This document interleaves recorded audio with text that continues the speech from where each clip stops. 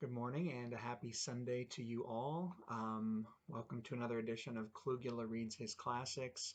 I've changed the background a bit, as you can see, so we're just looking at the opposite end of my bedroom. So, shelf worth of crap and more crap and stuff and books and everything in between. So, we're going to do a little mixtape for you today. I've chosen three um, pieces from grade school. So these look like I'm gonna guess based on the handwriting. This is age 10, age 11, maybe up to age 12, somewhere in there. So certainly all preteen, but you can kind of see perhaps the handwriting in this very ancient paper. So I'm not really familiar with any of these pieces. So going in, I don't know the quality, but again, let's keep in mind that they're preteen written. So they're all pretty short, so we'll go through.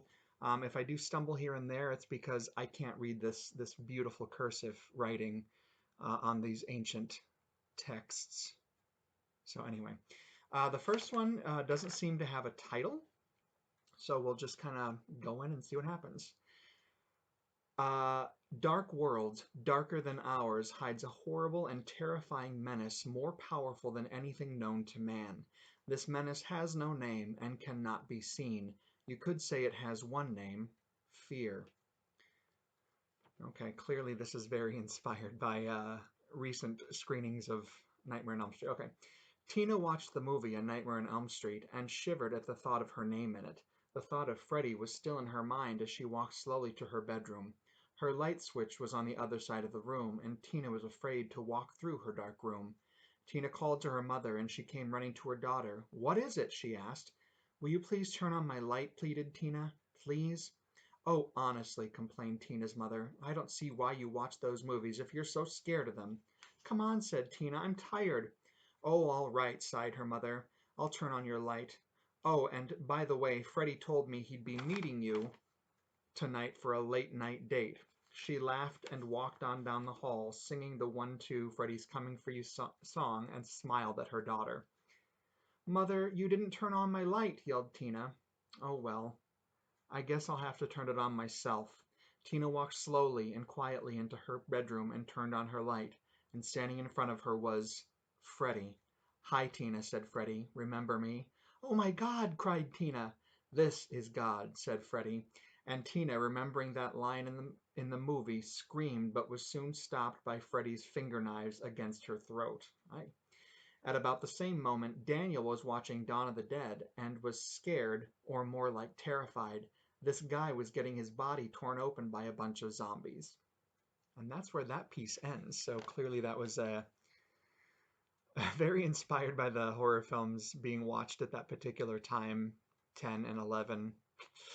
It's appropriate viewing for a child of that age, but it's put me where I am today. So I don't, that was never finished. Nothing beyond that, but a good little insight into how my brain was working as a preteen. So, second one actually has a title. This one's called Someone's Watching You. If you'll remember the expedition in the swamp story I read on a previous installment, this looks like it's written by apparently my secretary, Miss Lisa Lofton, back in the day, 6th grade, 5th grade, whatever it was. Someone's watching you. The day you are going camping, you felt as if someone has been watching your every moves. It does say moves. Your dad tells you to hurry up or we're going to be late for the bus. "I can't wait to get to the woods," you say. Your dad sees a nervous look on your face. He asks you why you look so nervous. He says, "Why are you worried?" "I have felt as if I'm being watched," you say. And that's it for that one. So yeah, this is definitely a mixtape of unfinished, very quick little pieces. This one's got a little bit more heft to it, looks like. This one's called Adventure in the Wilderness. It says by Mike Klug. So the day Peter and Daniel set out on their hike, they knew it was a mistake. Just as they reached the beginning of the woods, a storm set in. They decided to set up camp where they stood. The tent was put up carefully, and the boys decided to make dinner before the storm really began. Boom! The lightning woke them both from their pleasant dreams. Daniel looked outside to see the rain pouring all over their gear. "Oh, great," said Daniel. "What is it?" asked Peter. Our gear and food is drenched, said Daniel. Let's get it in, said Peter. You get it in, said Daniel. I'm not going out there. Oh, all right, said Peter. Chicken. Peter got out of the tent and came back in, drenched, his hands full of everything from Twinkies to garbage bags. The hell kind of camping trip is that? Twinkies, maybe. Okay, anyway. Everything from Twinkies to garbage bags. Let's go to bed now, said Peter. Okay, said Daniel. Good night. The two boys were asleep, unfortunately. It was unfortunate because a shadow was lurking outside of the tent. The little tent door began to unzip.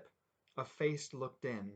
It was, okay, check this out. This is so awesome. I don't know if you can see this. It was, and a long arrow, I guess, to be anticipation of what you have to see on the back side of the page. So I'm going to remember that. Anticipation is a long arrow. I'm going to put that in some writing. Oh, well, that was kind of a downer. It was Joe, their friend. And that's it for that one too. Adventures in the Wilderness. All this stuff, preteen, probably age 11-ish. You can tell by that beautiful cursive writing. So yeah, we'll bring you some more mixtapes of all these little pieces that I found, and obviously were never completed. But you know what? I was writing and I was writing as a kid. Take that to heart, adult Michael, because come on, get your crap in gear. So that concludes this wonderful episode. I hope you enjoyed it. I do hope you'll join us again. Please subscribe to the YouTube channel, because by gum, I am doing one of these a day, come hell or high water. So please stay safe out there. I hope you are secure, well-stocked, be smart, and I will certainly look forward to seeing you guys tomorrow. Bye.